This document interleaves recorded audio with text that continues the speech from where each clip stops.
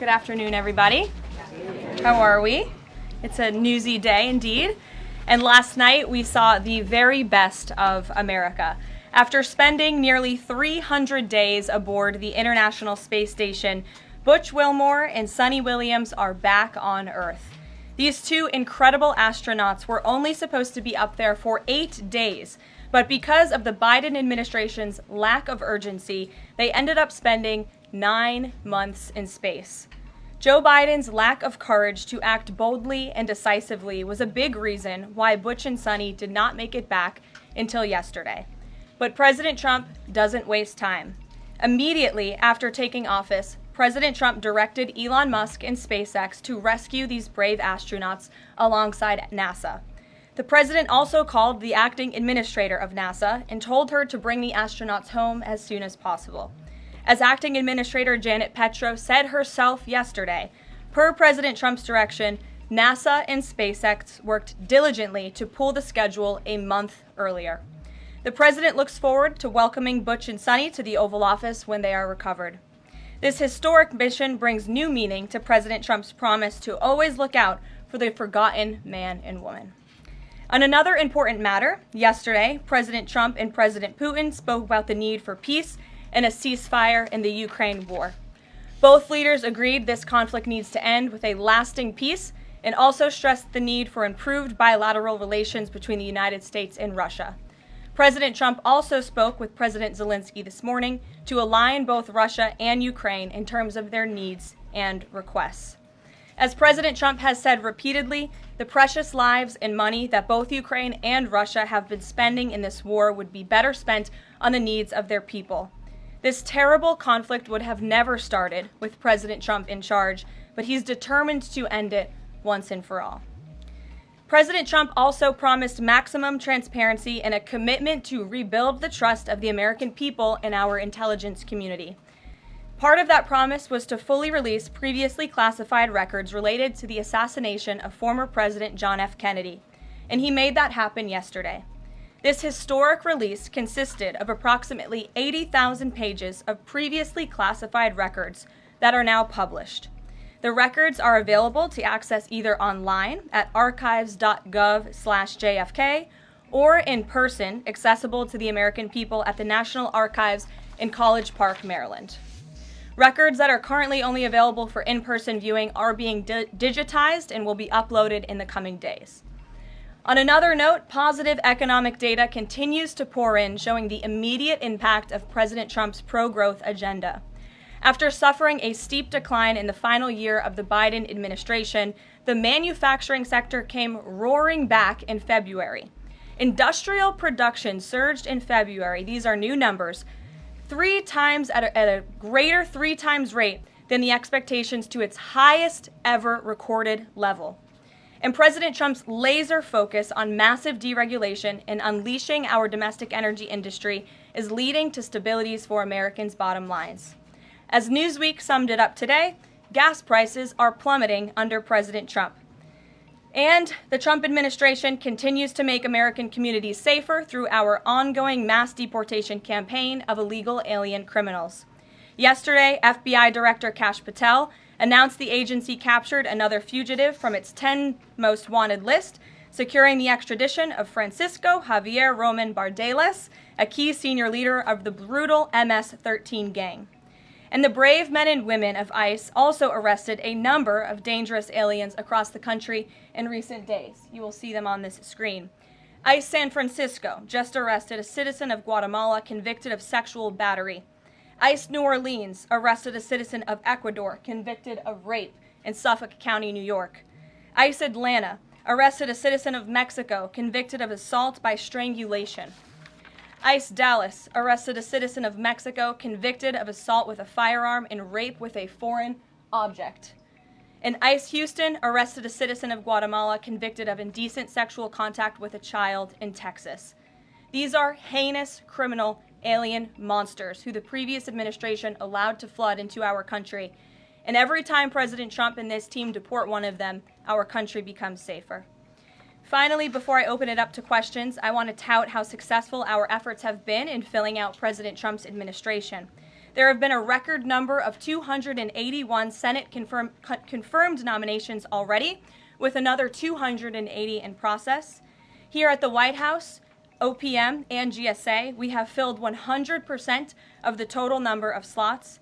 And this is a record number of placements in the first 58 days of any administration, and a testament to the caliber and the sheer quantity of talented people who want to work for President Trump to make America great again. Here in our new media seat today, we have Katie Pavlich. Katie is the editor of townhall.com, which is a subsidiary of Town Hall Media. It's a leading conservative news and opinion outlet based right here in Washington, D.C., with writers and journalists reporting around the country. Last year, Town Hall Media had 60 million unique users and 1.4 billion page views, with a broad reach on a number of social media platforms. With that, Katie, please kick us off. Thank you, Karoline. Really appreciate it. Sure. Thank you. So given the back and forth with this U.S. District Judge and the administration's use of the Alien Enemies Act, does the President plan to send new and additional flights of Venezuelan gang members, now designated as foreign terrorists, from the U.S. to El Salvador or elsewhere? Can Americans expect to see those flights sometime soon? Americans can absolutely expect to see the continuation of the mass deportation campaign that has been successfully led by this president, Secretary of Homeland Security Kristi Noem, and also our Secretary of State, Marco Rubio. Since you brought up the judges, I would like to point out that the judges in this country are acting erroneously.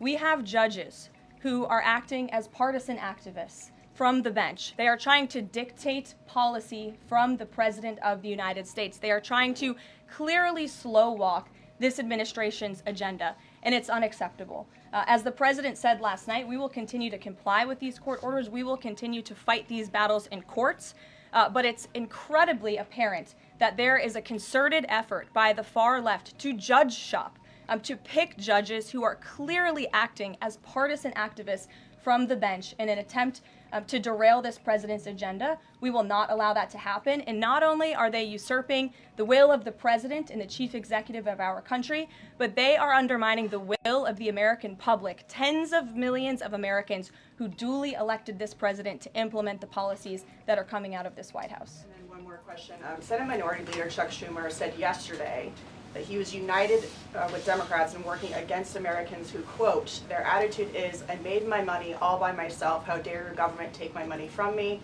Or, I built my company with my bare hands, how dare your government tell me how to treat my customers? What is the president's response to this, given his upcoming tax agenda and need to work on Capitol Hill? Well, we certainly hope that Democrats all of a sudden are for more money in the pockets of the American public. The president has made it incredibly clear that he is committed to tax cuts. He is committed to passing a big reconciliation package later this year, ending no taxes on tips, taxes on overtime, no taxes on Social Security for our hardworking seniors. And we encourage everybody on Capitol Hill to support that when it comes to the finish line, especially Democrats who clearly need a boost from the American public right now. Their approvals are at an all-time record low. Thanks for being with us, Katie. Garrett. I have one other question, but I want to follow up on Katie's question. Actually, you said the mass deportation campaign would continue, but she asked about the flights specifically. Will those flights to El Salvador continue while this case is being appealed? We don't have any flights planned specifically, but we will continue with the mass deportations. And I would just like to point out that the judge in this case is essentially trying to say that the president doesn't have the executive authority to deport foreign terrorists from our American soil. That is an egregious abuse of the bench. This judge does not have that authority. It is the opinion of this White House and of this administration, and that's why we're fighting this in court. And it's very, very clear that this is an activist judge who is trying to usurp the president's authority. Under the Alien Enemies Act, the president has this power, and that's why this deportation campaign has continued. And this judge, Judge Boasberg, is a Democrat activist. He was appointed by Barack Obama. His wife has donated more than $10,000 to Democrats, and he has consistently shown his disdain for this president and his policies, and it's unacceptable. You took me right where I wanted to go about the idea that these people are all foreign terrorists, but Judge Boasberg was originally appointed by George W. Bush and then elevated by Barack Obama. I just feel like I should clear that up. Well, let me just say something to that effect, Garrett. 67% of all of the injunctions in this century have come against which president? Donald J. Trump. Let me say that again. 60% of the injunctions by partisan activists in the judicial branch have come against President Donald Trump, and 92% of those have been from Democrat-appointed judges. This is a clear, concerted effort by leftists who don't like this president and are trying to impose or slow down his agenda. So, given that, do you think it's a good use of Congress's time and the president's political capital to try to impeach and remove a federal judge, which would take 67 votes you're unlikely to get in the Senate?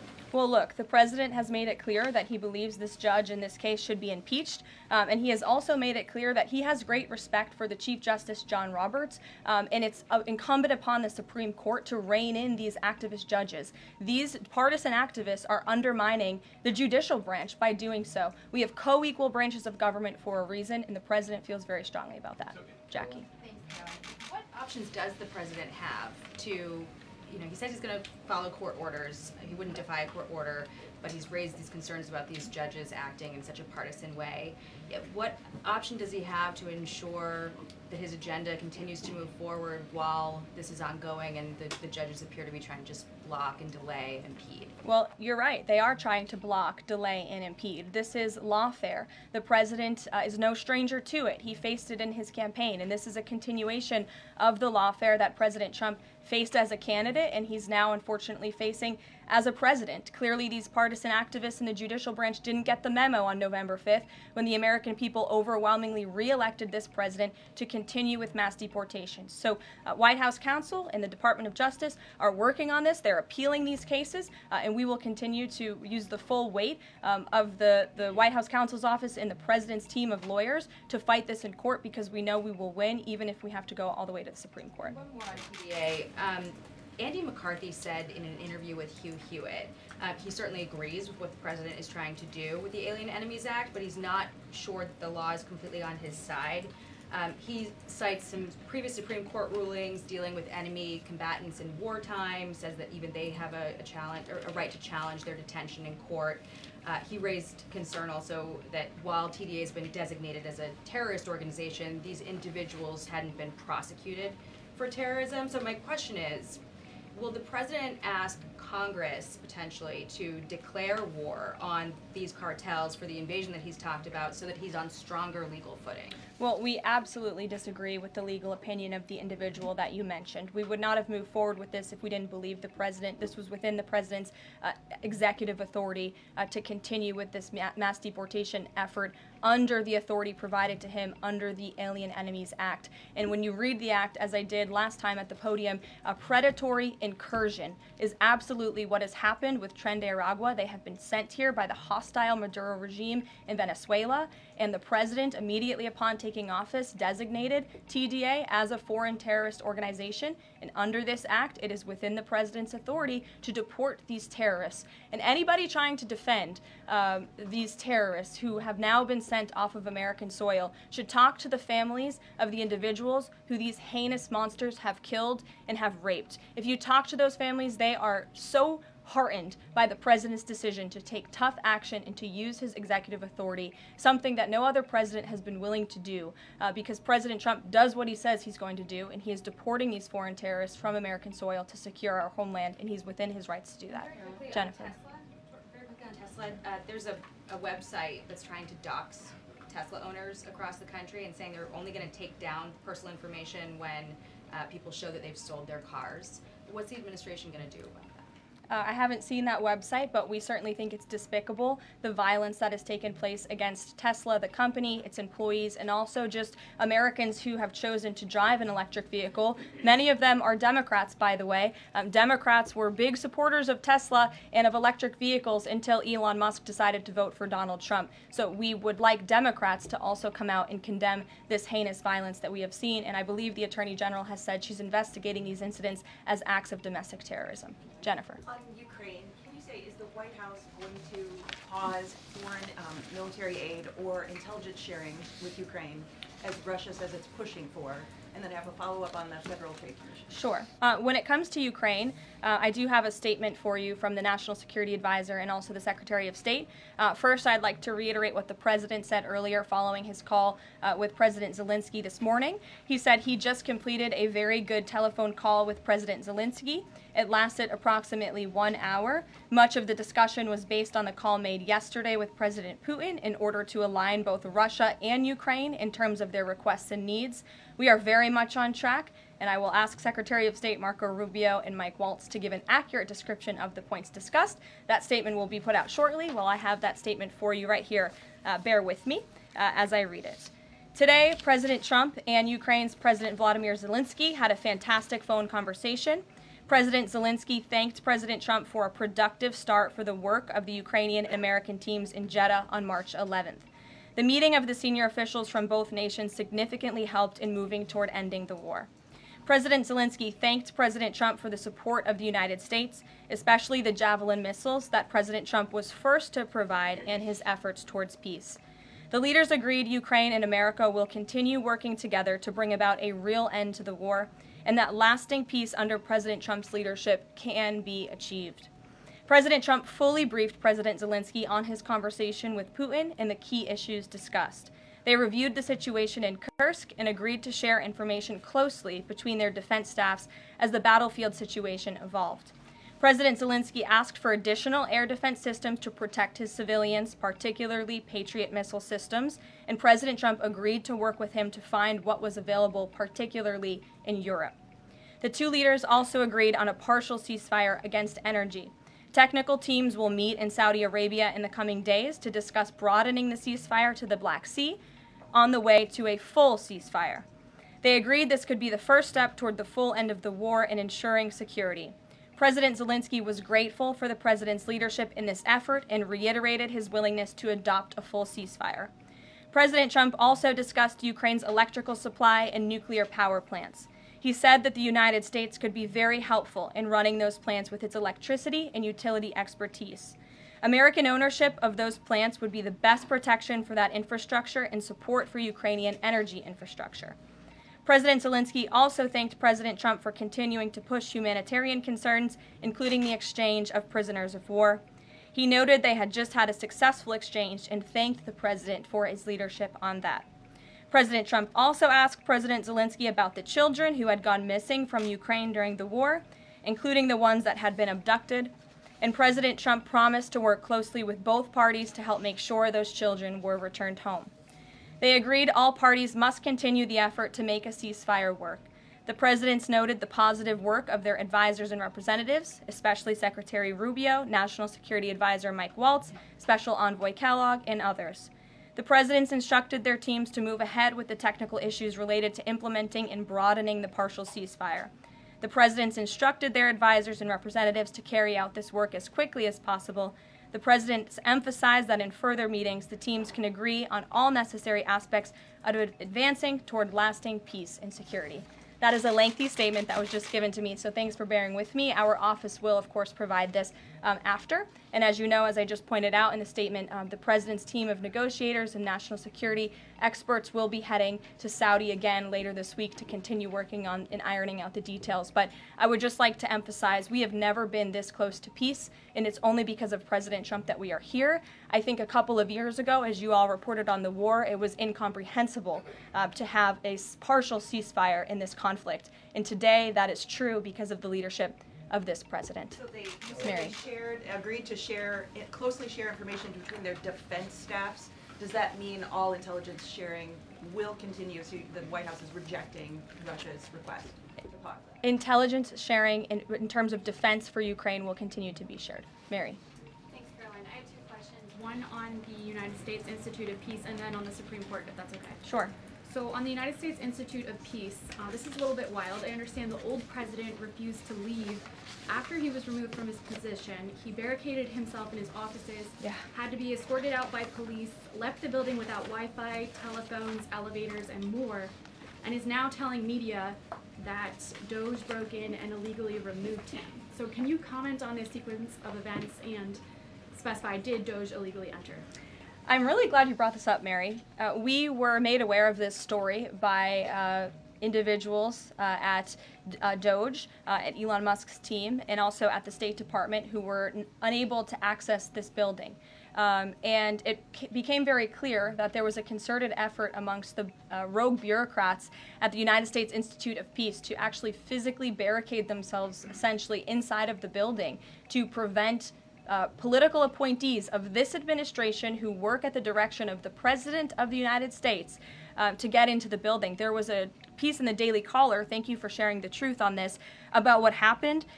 Staff contacted the MPD in an attempt to prevent Doge personnel from entering. They barricaded the doors. They also disabled telephone lines, internet connections, and other IT infrastructure within the building. They distributed flyers internally, encouraging each other to basically prevent these individuals from accessing the building. I use this to say this is what Doge and this administration is facing. It's a resistance from bureaucrats who don't want to see change in this city.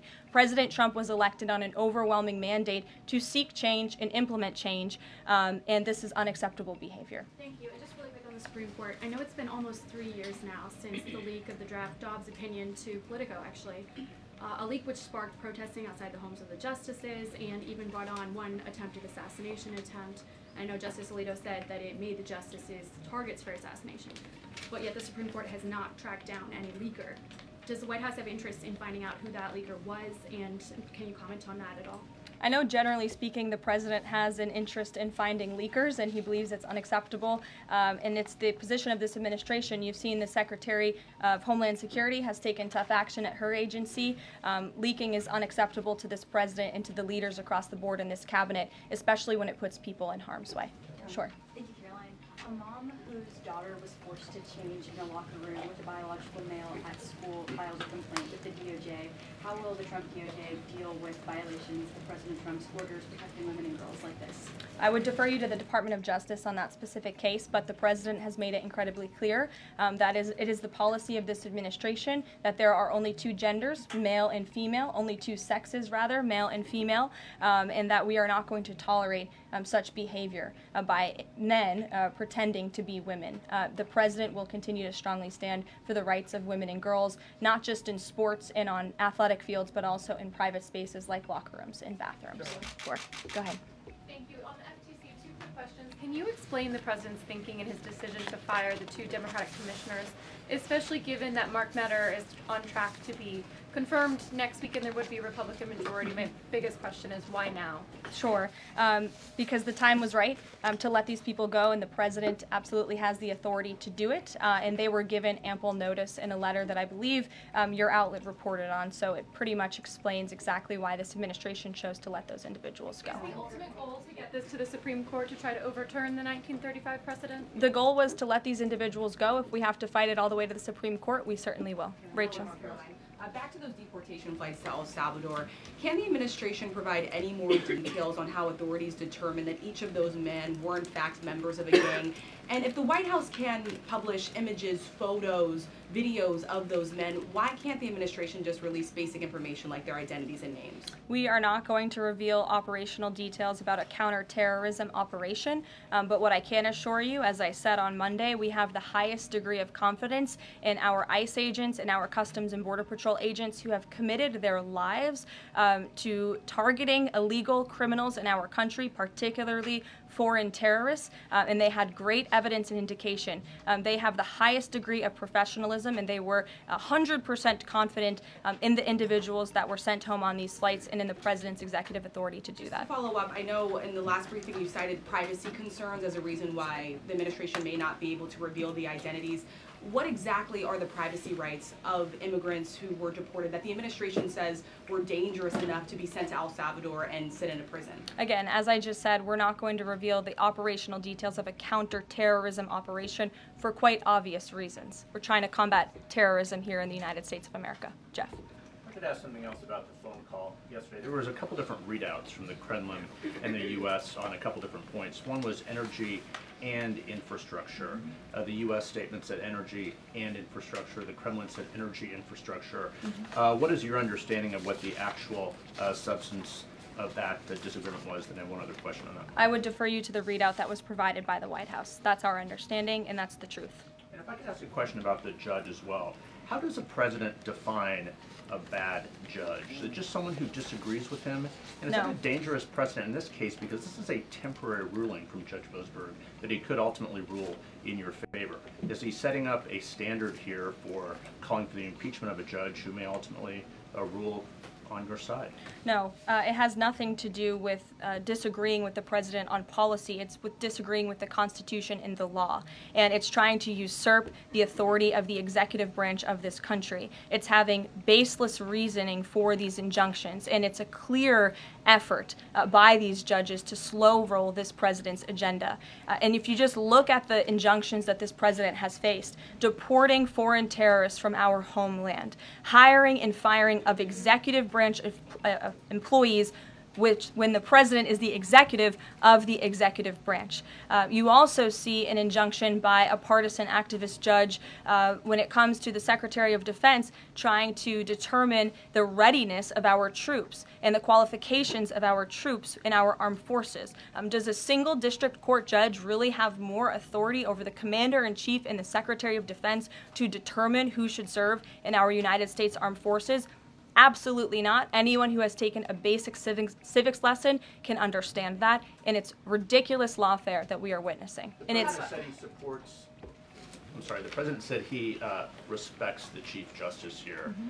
Does he respect him specifically on this case and this opinion, or respects him overall? And has he spoken to any other Supreme Court justice? The president respects Chief Justice Roberts overall. He just expressed that to me in the Oval Office, but it's also quite clear that the Supreme Court needs to rein in these judges who are acting as partisan activists, and they are undermining the judicial branch, and it's a dereliction of duty on their behalf. Deanna, go ahead. Thank you so much, Caroline. On the call with Zelensky, did they discuss the minerals deal at all? Is that back on the table, and what do the Ukrainians have to do to get that back on the table? And then one on the Russia call as well. Again, I just provided a very lengthy readout of the call that was provided by the Secretary of State and the National Security Advisor. And now we have moved beyond the economic minerals deal. We are at a place of peace. We're at a partial ceasefire, and we're moving towards a full ceasefire and a long-standing peace in this conflict. And that's great news for the American public. The Kremlin readout mentioned that Trump and Putin spoke about potential U.S.-Russia hockey games. And the Kremlin readout also said that Russia wanted the U.S. to stop U.S. intelligence and U.S. funding to Ukraine. The president has said that that conversation did not happen. Just wondering if you can get us any more clarity on that. And also, again, if it's energy infrastructure or if it's energy and infrastructure, because I think there is a big difference between that. Again, as for the readouts of the call, I would defer you to ours. And when it comes to the topic of hockey, it did come up. However, we're more interested in securing a peace deal than scheduling hockey games right now. Sean. Hey, about the deportation flight. So was it the president himself who directed the planes to stay in the air after the judge ordered them to turn back? The president signed invoked the Aliens Enemies Act with a proclamation, which then directed the Department of Homeland Security and the Department of State to move forward with the plan of action. And as I said yesterday, all of the planes that were subject to the judge's written order took off before the order was submitted in court. I was asked and answered that question multiple times yesterday. Kate, go ahead. Is the president still considering pressuring Russia with sanctions or tariffs to try to get a full ceasefire? And is there any kind of deadline or timeline that the White House has in mind for when that pressure might ramp up? Again, the president had a nearly 2-hour-long call with President Putin yesterday. We provided a readout of that call, and we have his negotiating team heading to the Middle East this week to continue these discussions in regards to sanctions and any other details. I'm not going to give a readout of those from this podium. And on TikTok, is Oracle the leading contender for a deal? And would the U.S. back a deal that keeps TikTok's algorithm and the underlying technology still in Chinese hands? As President Trump does so well, we don't get ahead of ourselves when we are in the midst of the art of the deal. So when the president and this team are ready to announce a deal on TikTok, which is a high priority for the president, we will make that known. I've seen that reporting, but I'm not going to comment on it just yet. Sure, go ahead. Thank you. Press Secretary Leavitt. Some prominent Trump supporters have been making the case that Derek Chauvin deserves a pardon. They argue that he did not receive a fair trial. Joe Biden and other Democrats actually implied that he was guilty while the trial was going on. BLM rioters had these jurors under immense threat and pressure. Mainstream media, frankly, many news outlets here today are complicit here. They chose to ignore the autopsy report. They chose to ignore the full body camera footage. They decided to slander Derek Chauvin as a racist cop instead. Does the administration believe Derek Chauvin received a fair trial, and will they consider a pardon moving forward? The president has been asked and answered this question. He said it's not something he's considering at this time. Philip. Thank you. Two questions. First, just a follow-up on the readouts from those calls. When it comes to the discrepancies between the U.S. and Russian readout of that call between President Trump and Putin, is it the president's assessment that something is getting lost in translation, or does he believe that the Russians are trying to play games here? Nope. The president believes in his team that put the readout out, and he also put his own out on Truth Social. We've been incredibly transparent about all of the president's calls with foreign leaders, and again, I would defer you to the readout. And then following up Michael. on... Thank you, Karoline. White House said yesterday that gas prices across the U.S. have fallen for the fourth straight week. 34 states now seeing gas under $3 a gallon. This limited ceasefire with Ukraine regarding oil refineries, energy, will that affect gas prices here in the U.S.? Well, it's certainly the president's hope that gas prices will continue to fall, and he's working every single day to ensure that we do. As you just mentioned, there's been very encouraging data. Inflation is cooling and gas prices are falling. The president has established a National Energy Dominance Council, and it's ultimately the president's goal. And this administration is working hard on it every single day to increase our energy production right here in the United States of America, to have a Trump energy boom like we saw in our first term, which will not only lead to lower fuel prices here at home, but also lessen the rate of inflation that was created by the previous administration. One more on Tesla, Caroline. Tim Walz, Governor Walz, saying last night he frequently checks Tesla stock.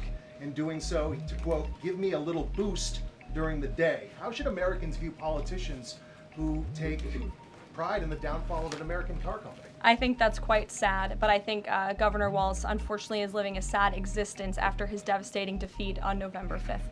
Reagan, go ahead. Thank you, Caroline. Across the country, Tesla cars are being lit on fire, dealerships are being shot up, Molotov cocktails are being used. There was a website posted yesterday that shared the addresses of private Tesla owners and reportedly had Kash Patel's information on it. AG Bondi has called this acts of domestic terrorism. Does the White House have any indication that this is some sort of coordinated movement or that it's being funded by some outside group? And do you know if the investigation by the DOJ is being investigated as incidents of organized terror? I believe the Attorney General has made her comments clear on that. She is investigating these events as acts of domestic terrorism, and we fully condemn them. And as I said earlier to Jackie's question, we think it's despicable what is happening to not just this American company, but also their innocent employees. And again, innocent Americans who drive these vehicles. We condemn it wholeheartedly. Sure. More than 24,000 workers in 18 agencies are in the process of being reinstated.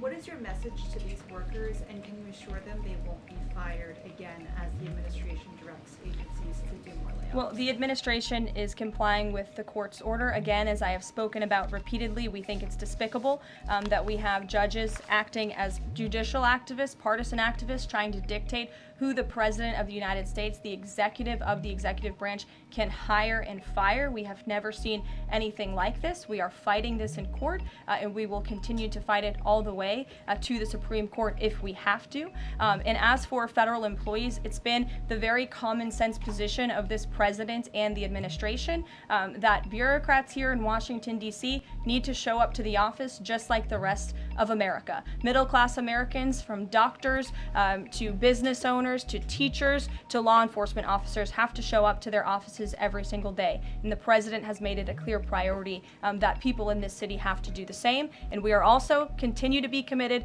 to reducing the scale of our workforce and to reducing the size of our federal bureaucracy here in Washington, D.C. to save taxpayers' money. Annie, go ahead. Thanks so much. In the statement that you read, you referenced the president's interest in helping return Ukrainian children to their parents and to their families. There's an organization that provides intel and information about those children that their aid has been cut. It's a Yale University program that used foreign aid, and I'm curious if, as part of this new thinking with Ukraine, that aid might be unfrozen. I have no updates about that or that specific program at this time. Karen. Thanks, Caroline. Just to follow up on your answer to the question on the minerals deal, you said that the White House has moved beyond the minerals deal. What does that mean? Is that no longer on the table? Nope. It means the minerals deal was that first set of framework that you all saw in that very public meeting with President Zelensky and President Trump in the Oval Office. We are now focused on a long-term peace agreement. As you know, on that deal, or that meeting between President Zelensky and President Trump, the Ukrainian president at the time wasn't talking about a greater peace deal. We are now at that place where we are talking about that. So we've moved beyond just the economic minerals deal framework, and we're looking at a lasting ceasefire. Right now we're at a partial ceasefire, but again, the president is sending his highly skilled, intelligent, and experienced team to Saudi Arabia later this week to continue fighting for peace in this conflict. And I would just reiterate one more time, we have never been closer to peace than we are today. Thank you very much, everybody. We'll see you later. Carol, you don't got the question.